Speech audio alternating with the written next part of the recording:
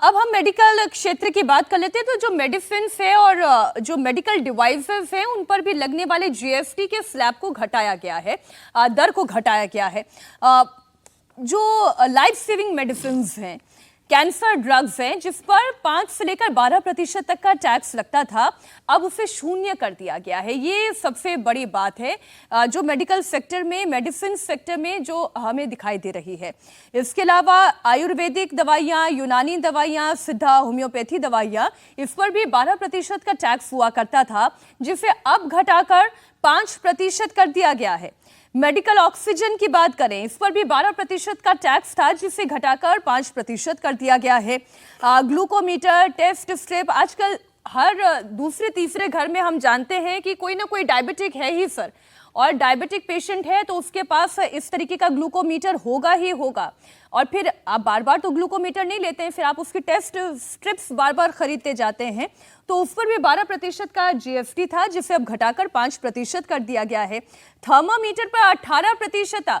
किस घर में थर्मामीटर नहीं खरीदा जाता है, और साल भर के अंदर उसकी बैटरी खराब हो जाती है, नहीं तो थर्मामीटर खराब हो जाता है, आपको हर बार एक नया खरीदना पड़ता है। उस पर भी 18%। कोविड के टाइम में तो थर्मामीटर की इतनी बिक्री बढ़ गई थी, थर्मामीटर, ऑक्सीमीटर, जी, डायबिटीज को भी, जिससे नहीं भी घर में हिस्ट्री रही हो, उसने भी खरीद के अपनी चेक की है कि कहीं मैं बीपी मशीन जो है आजकल जो डिजिटल आ रही है जी सबका जो है। तो सर्जिकल ग्लव्स से लेकर सर्जिकल इंस्ट्रूमेंट, मेडिकल इंस्ट्रूमेंट तक सब में जीएसटी दर घटी है।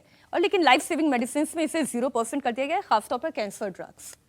देखिए, जो कल निर्मला सीतारमण जी ने जो स्लैब 8 और 18% के, जो 5 और 18% के जो डिक्लेयर करे, मुझे लगता है हेल्थ सेक्टर को बहुत बड़ी राहत दी गई है। अगर आप देखेंगे तो भाई लाइफ इंश्योरेंस को 0 कर दिया गया है, हेल्थ इंश्योरेंस को भी 0% पर कर दिया गया, और जिसकी लंबे समय से मांग हो रही थी। और अगर आप देखेंगे तो पिछले साल सरकार को रेवेन्यू 16,000 करोड़ रुपए का जो मिला था लाइफ इंश्योरेंस और हेल्थ इंश्योरेंस से, मुझे लगता है कि सरकार ने एक बड़ा दाव इस पर चला, और सरकार को लग रहा होगा कि भाई ज़्यादा से ज़्यादा लोग हेल्थ इंश्योरेंस ले, लाइफ इंश्योरेंस को अपने आप को कवर करें।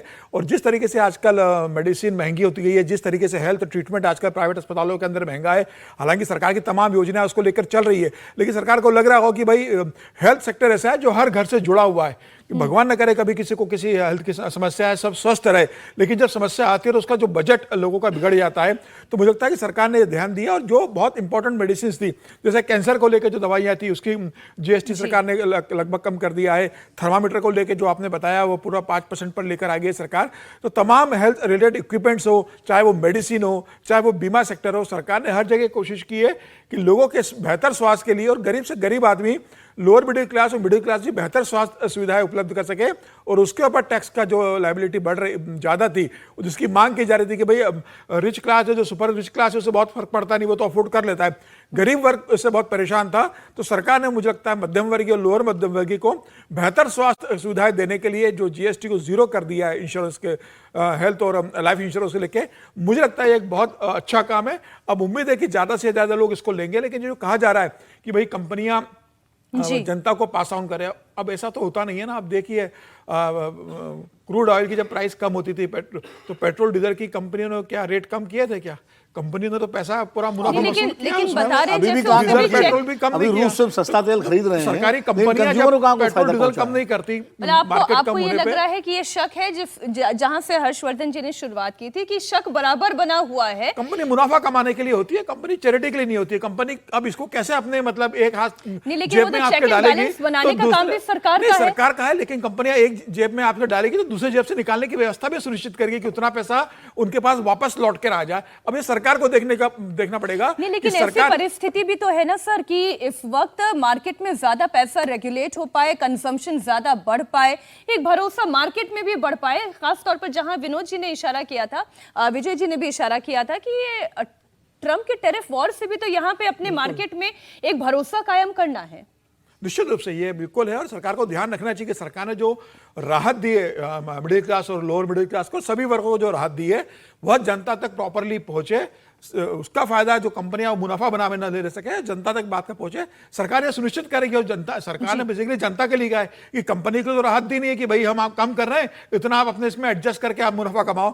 निश्चित रूप से जब जनता को राहत दी है तो सरकार यह भी सुनिश्चित करेगी कि वह लाभ जनता तक ही पहुंचे।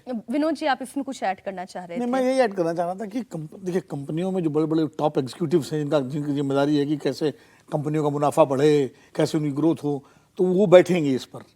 और उसमें कुछ जो होशियार लोग होंगे, चतुर सुजान, वो कहेंगे भाई एक प्रोडक्ट है, मान लीजिए उसकी कीमत 100 रुपये है इंक्लूडिंग जीएसटी, तो बोले कि कीमत अगर इसमें जीएसटी कम हो गया, 0% हो गया, तो मान लीजिए 18-20 रुपये कम हो गए, 80 रुपये हो गए, तो बोले ऐसा करो इसकी कीमत जो है वो कर दो 100 रुपये, समझे, और जीएसटी 0% है।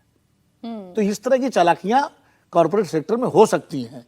ये मैं जोड़ूं कि पहले सर को खत्म ये नज़र रखना भी चाहिए।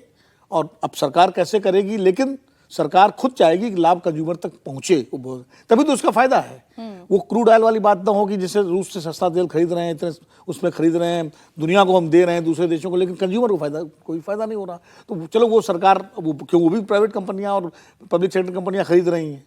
तो मुझे लगता है इस जीएसटी का फायदा आम आदमी तक पहुंचना चाहिए। इसमें सरकार भी चाहेगी और लोगों को भी तभी इसका लाभ मिलेगा। जी, आप मैं केवल इसी में एक बात जोड़ रहा था, ये चिंता तो वाजिब है, ये रात को भी इस पर चिंता पर चर्चा हुई, लेकिन एक खबर मैं बताता हूँ आपको। नोएडा में करीब 1500 टेक्सटाइल यूनिट्स हैं, 1500 करीबन, 1.5 अकेले नोएडा की बात कर रहा हूँ, और उसमें से 90% जो है वो एक कोलैप्स के लेवल पर आ गई हैं इस सारे चीज़ों को लेकर, टैरिफ को लेकर और सारे को। तो अब वो क्या चाहेंगी कि वो जीएसटी का मुनाफा कमाए या मार्केट को सस्टेन करने के लिए जो चल रहा है उसमें काम करें। उनके लिए बेहतर होगा ना कि सस्ता माल वो बाजार में खड़ा कर दे।